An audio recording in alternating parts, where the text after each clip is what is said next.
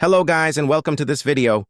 Today I'm going to show you step by step how you can add and paste your social media links on your Facebook profile. So without wasting any time, let's get started. First of all, go to the App Store or Play Store, and in the search bar type Facebook.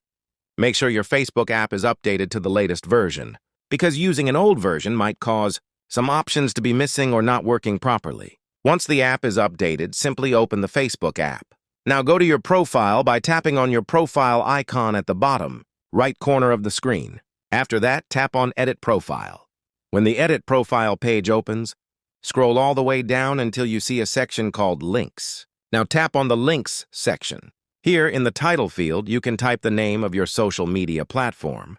For example, TikTok, YouTube, Instagram, or any other platform you want to add. Just below that, you will see the option to paste your link. Simply copy your social media profile link and paste it there. After pasting the link, you can also choose the privacy setting. You can set it to public if you want everyone to see it, or you can set it to friends or only me, depending on your preference. Once everything is done, save the changes, and your social media link will be added to your Facebook profile. So that's it for today's video. Make sure to like and subscribe for more helpful videos like this. And I'll see you in the next one. See you soon.